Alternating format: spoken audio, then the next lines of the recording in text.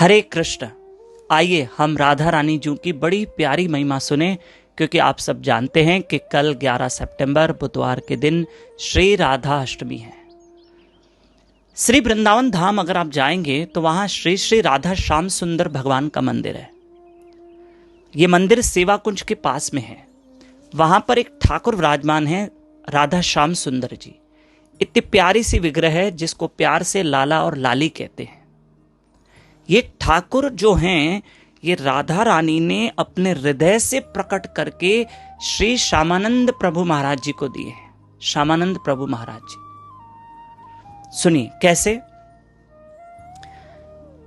श्रील श्यामानंद प्रभु जी, जो कि उनका जन्म बंगाल में हुआ था, ठीक है, लेकिन बचपन से ही उनका लगाव श्री कृष्ण से, मेरी राधा रानी से अनन्य प्रेम, अनन्य प्रेम, अनन्य प्रेम। समय आया वे भजन करते रहे और अपने गुरु महाराज जी से उन्होंने दीक्षा प्राप्त की।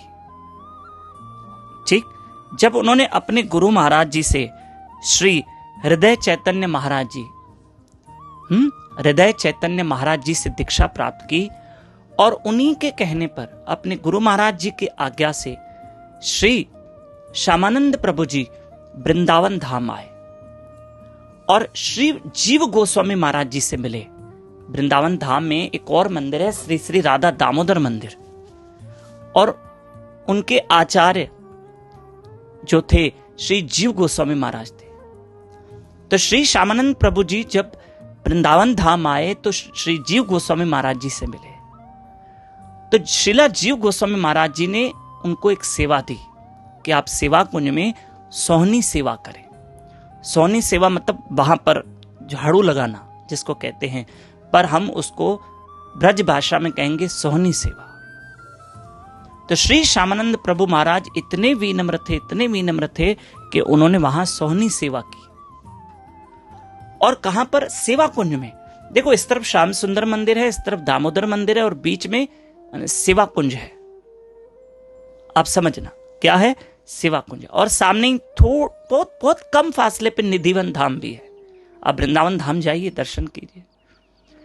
श्री श्यामानंद प्रभु महाराज जी सेवा करने लगे और उन्होंने सेवा कुंज में क्या लीला देखी कि समय समय पर उनको सेवा कुंज में श्री राधा और कृष्ण के चरण चिन्ह दिख जाते थे। यानी राधा कृष्ण यहां आते हैं और लीला करते हैं।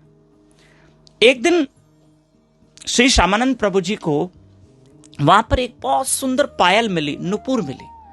उसका नाम, नुपुर का नाम भी आया है मंजू घोष। वो राधा रानी की पायल थी और इतनी दिव्य थी, उसमें इतना प्रकाश था कि समझ गए श्री श्यामानंद प्रभु जी कि ये पायल साधारण नहीं है, ये मेरी राधा रानी की हो सकती है, कुछ तो है इस पायल में। तो राधा रानी जी ने जब देखा कि मेरे पैर में पायल नहीं है, चरणों में, तो कहां गई? देखा, अरे श्यामानंद प्रभु जी को पायल है। ललिता सखी को भेजा, मेरी पायल लाके दो।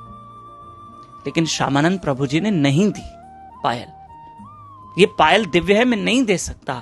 जबकि ललिता सखी ब्राह्मणी का रूप लेकर गई, पर श्यामानंद प्रभु ने नहीं दी वो पायल।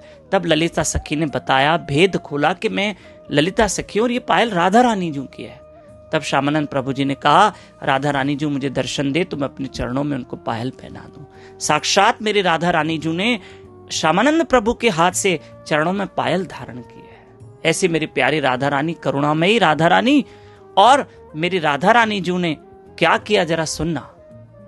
अपने धाम में लेके गई राधा रानी जी, गोलोक धाम में, और उनसे अपने हाथों से पायल पहनवाई और उन्हें मंजरी का रूप धारण करवाया। मंजरी मतलब ठाकुर जी की सखी होती है, राधा रानी जी की सखी, राधा रानी जी की मंजरी, कनक मंजरी का रूप धारण करवा के उनको लेके गए धाम में और श्यामानंद प्रभु जी ने अपने हाथ से पायल पहनाई। हाँ, और उसके बाद राधा रानी ने अपने हृदय से श्री कृष्ण की प्यारी सी विग्रह प्रकट करके श्यामानंद प्रभु को दी, जो आज वृंदावन में श्याम सुंदर मंदिर में विराजमान है। कल राधाष्टमी है, दोपहर 12 तक व्रत है। कल कचालू का भोग राधा रानी को जरूर लगाना। और कल मेरे साथ 2 बार लाइव रहना, एक सुबह 4:30 से 5:30 बजे ब्रह्म मुहूर्त में यूट्यूब चैनल दामोदर दास पे लाइव रहना, जरूर उठना। एक दोपहर 12 से 12:30 बजे तक फेसबुक पेज दामोदर दास पे लाइव रहना, चरण दर्शन अभिषेक दर्शन करना।